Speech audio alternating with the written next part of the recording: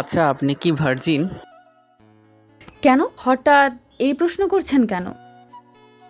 আমি আমার বউকে প্রশ্ন করতে পারি না নাকি আপনার উত্তর দিতে সংকোচ লাগছে? না মানে আসলে আপনার সংকোচ আছে মানে আপনার মধ্যে কোনো সমস্যা আছে। বিয়ের আগে বয়ফ্রেন্ডের সাথে কিছু করেছেন তাই না? যার জন্য এখনও উত্তর দিতেই এরকম লজ্জা পাচ্ছেন। লজ্জা পাওয়ার কি আছে? যেটা সত্যি সেটাই বলে দেন। আপনার কি মনে হলো আমি কথা বলতে পারছি না তার মানে এই না যে আপনি যেটা বলেছেন সেটাই সত্যি হয়েছে? তাহলে কথা বলতে যে এত তোলাচ্ছেন কেন, আর এত সংকোচ করছেন কেন? স্বামীর মুখ থেকে এমন কোনো কথা শুনে খুব খারাপ লাগলো, তারপরও চুপ করে রইলাম। উনি একটা দীর্ঘ নিঃশ্বাস ফেলে মুচকি হেসে বলতে লাগলো, আপনি বলতে পারছেন না তার মানে আপনি ভার্জিন নয়। আজকের কার রিলেশনে কোনো অবধি যেতে পারে সেটা আমি খুব ভালো করেই জানি। আপনি ভয় পাবেন না, আমি তারপরও সবটা মানিয়ে নিব। কিন্তু জানেন তো, বিয়েটা প্রেম করে করিনি। এই জন্য যে বাসা থেকে যার সাথে বিয়ে দিবে তাকে বিয়ে করব। আর সে যেন আর যাই হোক কারোর সাথে আগেই নিজের সবটা শেয়ার না করে আর রুম ডেট অবধি না যায়। কিন্তু শেষ পর্যন্ত তেমন কেউই আমার বউ হয়ে আসলো। নিলয়ের কথাতে সিনথিয়ার প্রচণ্ড পরিমাণে খারাপ লাগলো। ও আর দেরি না করে এবার বেশ রাগী কণ্ঠে নিলয়ের পাঞ্জাবির কলারটা চেপে ধরলো আর বলতে লাগলো, আরেকবার উল্টাপাল্টা বাজে কথা বলবেন না। আপনার সাহস কি করে হয় এসব উল্টাপাল্টা কথা বলার? তার উপর আপনি একের পর এক আমাকে অপমান করেই চলেছেন। আপনি আমাকে বিয়ে করেছেন তার মানে এই না যে আপনার অধিকার আছে এখনই আমাকে এভাবে অপমান করার, ছোট করার। সত্যি কথা বললেই গায়ে লাগে তাই না? ছাড়ুন আমাকে, বিয়ের আগে এসব করতে পেরেছেন আর এখন এসব বললেই লজ্জা লাগছে। একদম ন্যাকামি করবেন না। আপনাদের মতো মেয়েদের আমার চেনা আছে। আপনি কোন গাছের ধোয়া তুলসী পাতা? হ্যাঁ, আপনি কি কম যান? আপনিও তো লটর পটর কম করেননি, আমি সেটা জানি না মনে করেছেন? দেখো, তুমি যেটা জানো ভুল জানো। আমি একটা মেয়েকে পছন্দ করতাম, ঠিক আছে? ওর সাথে কখনো রিলেশনে যত দূরে থাক ওকে বলতেই পারিনি। তারপর যখন ওর বিয়েটা হয়ে যায় ভেবেছিলাম বাসা থেকে যার সাথে বিয়ে দিবে তাকে বিয়েটা করে নিব। আর তাকেই তো করে নিলাম, কিন্তু জানতাম না মেয়েটা এমন হবে। একদম উল্টাপাল্টা কথা বলবেন না। আপনি না জেনে শুনে আমার নামে এসব উল্টাপাল্টা মন্তব্য করতে পারেন না। আপনাকে আমি বলেছি আমি ভার্জিন না। আমি চুপ করে আছি তার মানে এই না যে আপনি যেটা বলেছেন সেটাই সত্যি হয়েছে। তাহলে বলছেন না কেন? আর এমন করে রিয়াক্ট করার কি আছে? আমি কি এটা জিজ্ঞেস করতে পারি না? নাকি আমার জানার অধিকার নেই? আপনি যেমন করে বললেন তাতে মনে হয় আমিও এই অধিকারটা হারিয়ে ফেলেছি। দেখুন, আমি আপনাকে রাগানোর জন্য কথাগুলো বলিনি, কিন্তু আপনি যে এমন করে ডিলিট করবেন সেটা আমি বুঝতে পারিনি। দেখেন, সত্যি হোক বা না হোক, কিন্তু আপনি যেমন করে রিয়াক্ট করলেন তাতে বোঝা যাচ্ছে আপনি খুব রাগী মানুষ। আমার লাইফটা যে কি করে ফেলবেন আমার লাইফে এসে সেটা আমি বুঝতে পারছি। সিনথিয়া এবার বুঝতে পারল নিলয় হয়তো ওকে পরীক্ষা করার জন্য কথাগুলো এমন করে বলেছে। ওর এভাবে সিন ক্রিয়েট করাটা ঠিক হয়নি, কিন্তু হুটহাট সদ্য বিয়ে করে স্বামীর মুখ থেকে এরকম কথা শুনলে এরকমটা হওয়াই স্বাভাবিক। সিনথিয়া নিলয়ের কলারটা ছেড়ে দিয়ে কিছুটা দূরে গিয়ে মাথা নিচু করে এবার বলতে লাগলো, প্লিজ আপনি কিছু মনে করবেন না, মাফ করবেন আমাকে। আপনি হুট করে এরকম প্রশ্ন করলেন তাই মাথায় রাগ উঠে গেছিল। আমি জানি আপনার সাথে আমি বেয়াদবি করে ফেলেছি, তার জন্য আপনি আমাকে মাফ করবেন। আর আপনি যেটা ভাবছেন তেমনটা না। তাহলে কেমন কি সেটা তো বলবেন, তা না করে এরকম ভনিতা করছেন। নিলয়ের কথায় সিনথিয়া আবারও ওর দিকে তাকালো। নিলয় আগ্রহের চোখে সিনথিয়ার দিকে তাকিয়ে আছে, আর সিনথিয়া ভাবছে নিলয় কত ভালো একটা ছেলে, কিন্তু হুটহাট করে বাসর ঘরে আসার পর যে ওকে এরকমভাবে কথাগুলো বলবে আর ও এমন করে রিয়্যাক্ট করে বসবে কেউই জানতো না। নিলয়ের কথাতে সিনথিয়া নিজেকে স্বাভাবিক করে নিল আর ভাবল যেটা জানতে চাইছে সেটা জানিয়ে দেওয়াটাই বেটার। তারপরে আবার এই বিষয়টা নিয়ে অনেক বেশি কথা উঠতে পারে। তাই সিনথিয়া একটা দীর্ঘ নিঃশ্বাস ফেলে বলতে লাগলো, আপনি সারা জীবনে যেটা চেয়েছেন সেটাই হয়েছে। আমিও একদিন আমার সাথে কারো রিলেশন তো দূরে থাক, আমি কোনো ছেলেকে পাত্তাই দিইনি আর বাসা থেকে তেমন বের হতাম না। আপনি ভয় পাবেন না, আপনি যেটা চেয়েছেন সেটাই হয়েছে। আপনার স্ত্রী এমন কোনো অন্যায় বিয়ের আগে করেনি যার জন্য সে তার সতীত্ব নষ্ট হয়ে যায়। আপনি যাকে বিয়ে করেছেন সে আপনার মনের মতোই হয়েছে, কিন্তু জানি না আপনি আমাকে পছন্দ করেন কি না। হয়তো বাসার চাপে বিয়ে করেছেন আর আমার উপর কোনো কারণে রেগে আছেন, যার জন্য এমন করে কথা বলছেন।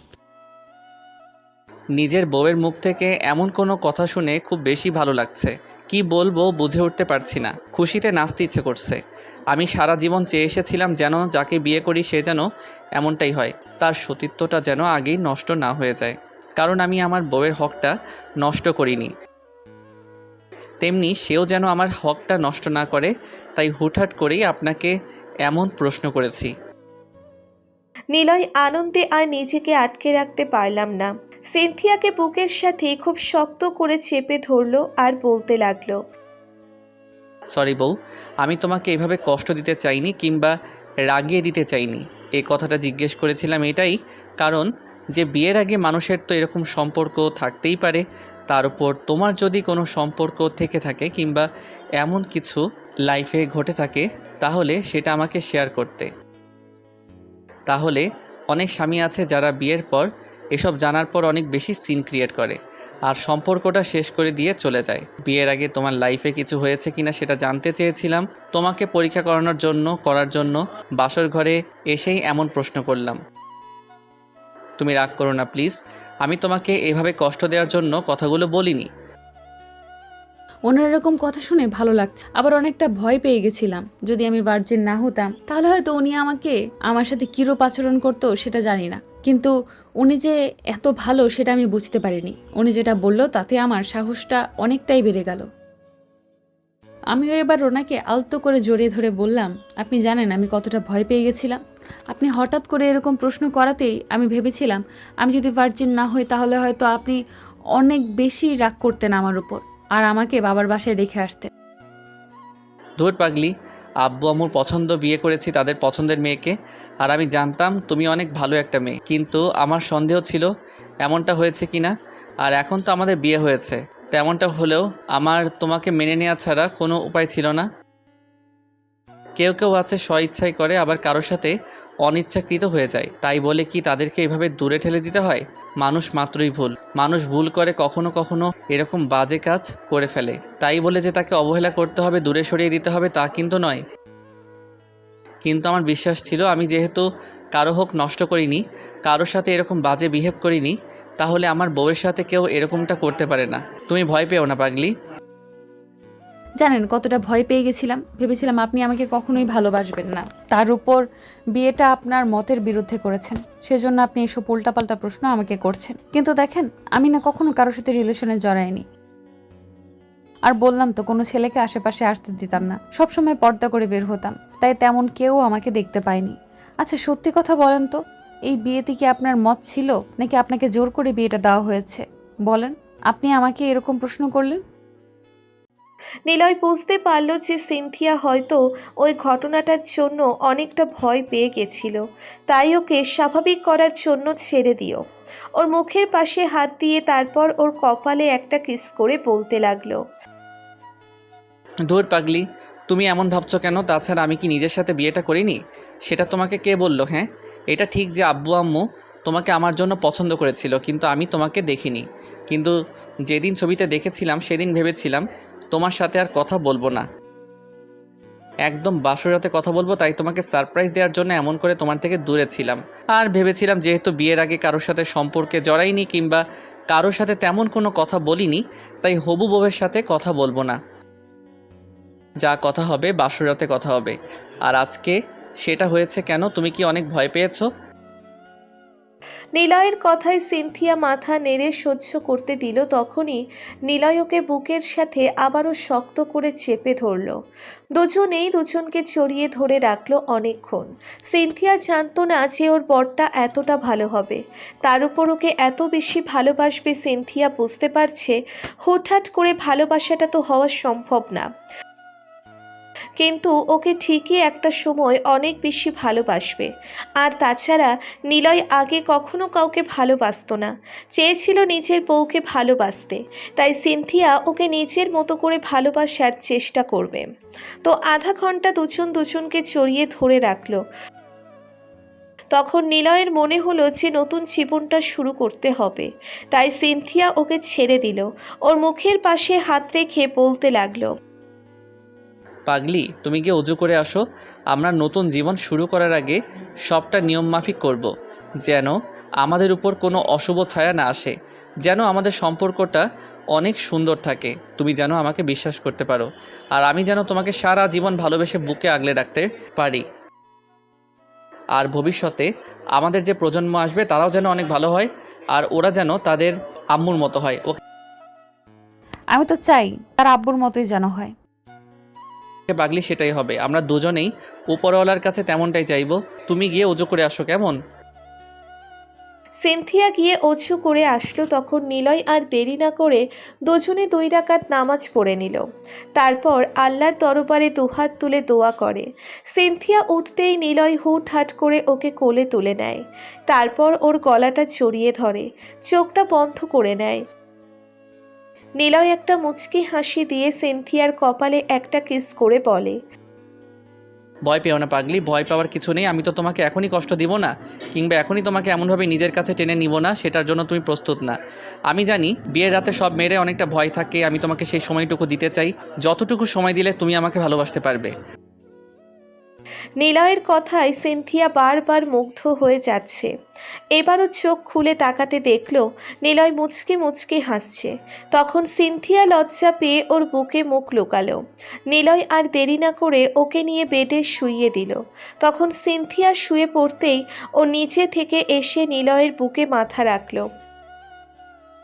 তারপর নিলয় ওকে আলতো করে জড়িয়ে ধরে, ওর মাথায় হাত বুলিয়ে দিয়ে বলতে লাগলো, আছে, শোনো, রাত অনেক হয়েছে, তুমি এখন ঘুমিয়ে পড়ো।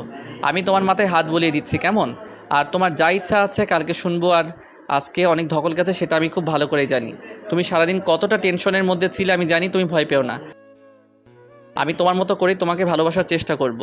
তুমি যদি ভেবে থাকো আর 10টা স্বামীর মতো আমি তোমাকে জোর করব আজকে সবটাই তোমার সাথে করব, তাহলে সেটা ভুল।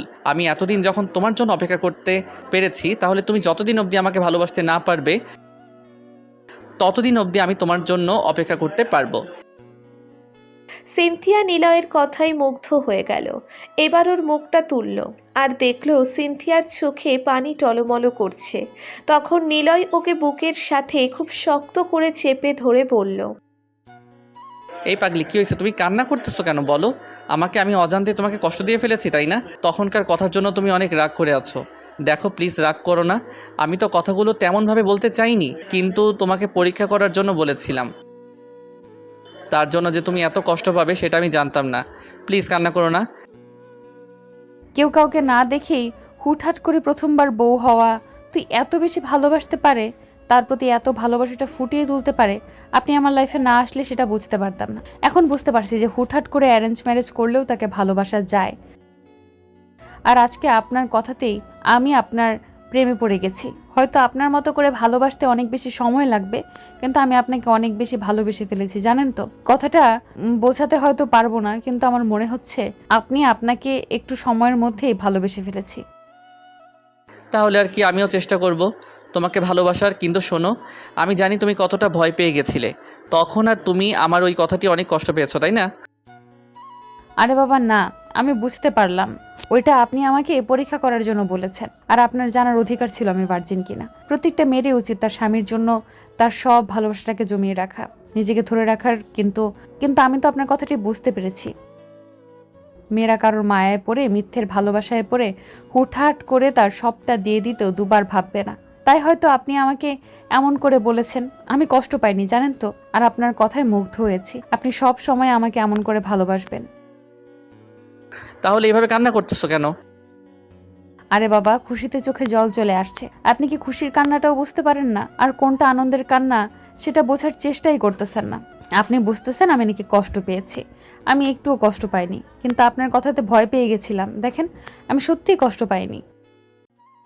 আচ্ছা ঠিক আছে, আর আমিও চেষ্টা করব আমার কিউট বউটাকে কখনো কষ্ট না দেওয়ার। এখন ঘুমাও তো। কেন ঘুমাবো? আপনি আমাকে আজকে আদর না করলে কিন্তু আপনাকে নিয়ে আমি যত স্বপ্ন ছিল সেটা তো শুনতে পারেন, তাই না? আচ্ছা শুনবো, এখন বলো কি বলতে চাও। আগে বলেন, আপনি সব সময় আমাকে এমন করে ভালোবাসবেন, কখনো ভুলে যাবেন না, দূরে সরিয়ে দিবেন না। আমি যদি আপনার উপর রাগও করে থাকি, অভিমান করেও দূরে সরিয়ে যাওয়ার চেষ্টা করি, আপনি আমাকে জোর করে কাছে টেনে নিয়ে বুকের সাথে খুব শক্ত করে চেপে ধরবেন। তাহলে দেখবেন আমার রাগ অভিমানটা কমে গেছে। আমি আর আপনার থেকে দূরে যেতে পারি না। আচ্ছা ঠিক আছে, এখন থেকে আমার পাগলিটাকে অনেক বেশি ভালোবাসবো। তুমি আমাকে বলে দিয়েছো, আমি তেমনটা করেই তোমাকে ভালোবাসার চেষ্টা করব। নিলয় সিনথিয়াকে আরো শক্ত করে বুকের সাথে চেপে ধরল। সিনথিয়া পরম আবেশে চোখ জোড়া বন্ধ করে নিল। তো ভালো থাক ভালোবাসা।